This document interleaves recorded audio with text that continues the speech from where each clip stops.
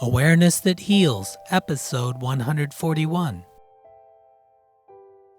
Thanks for joining us again for the fourth meditation on caring for and responding to anger and related emotions.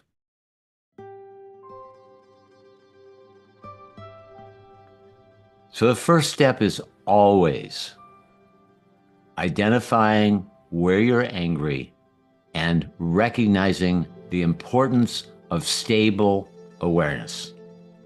Now, stable awareness is something, as we've reviewed, that is not common, as we so often are aware we're angry or we're frustrated, but then we zip out of our awareness, we go into the emotion, and then it leads us to want to be more attacking.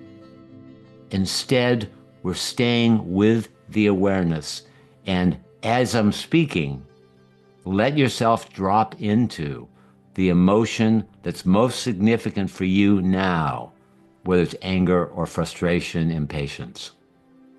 So take that time to drop in.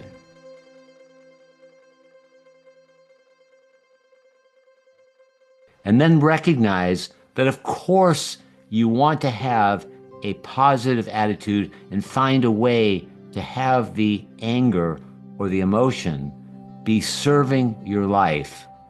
And recognize you want to open your heart a little bit to the anger itself.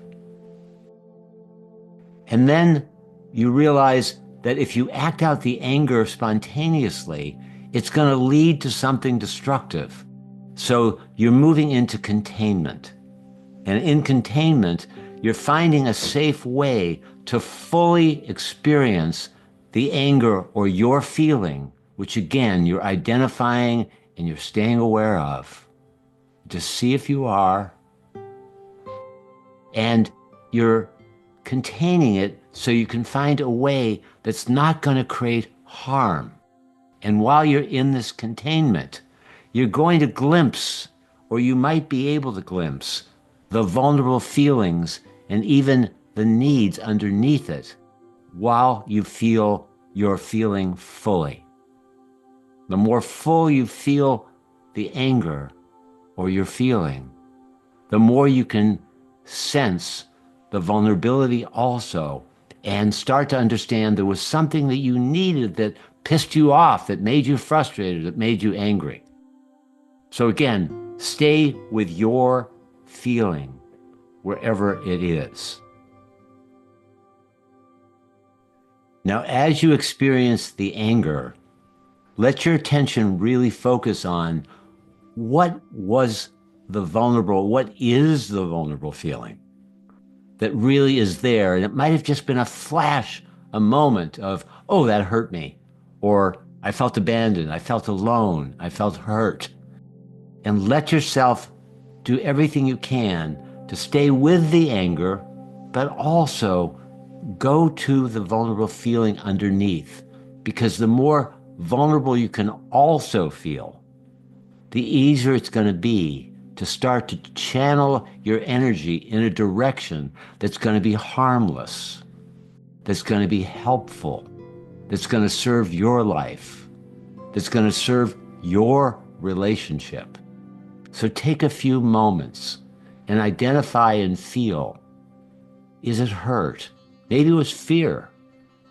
Maybe it made you feel insecure and it pissed you off that your partner was doing something that made you feel insecure. But you'll know if you stay deeply with your experience of the primary feeling of anger, but you'll know the feeling if you stay with the primary feeling of anger, and then you realize you want to care for yourself, which leads you to contain your emotion because you don't want to do something that's going to hurt you.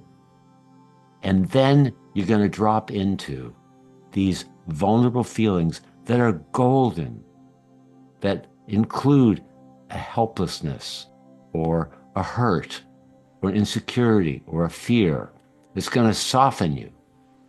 Now, at this point, you'll be both hard and soft. You'll be feeling angry and more vulnerable. And if you can't find it, keep looking, because underneath the anger, almost invariably, you'll feel a vulnerable feeling.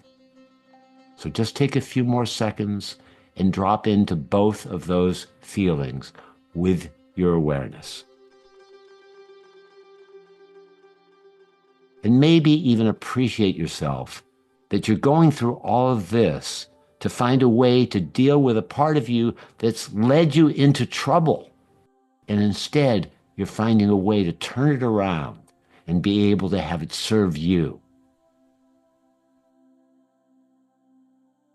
And thank you for joining us here on the 4th of 7 guided meditations. And please join us for the 5th one.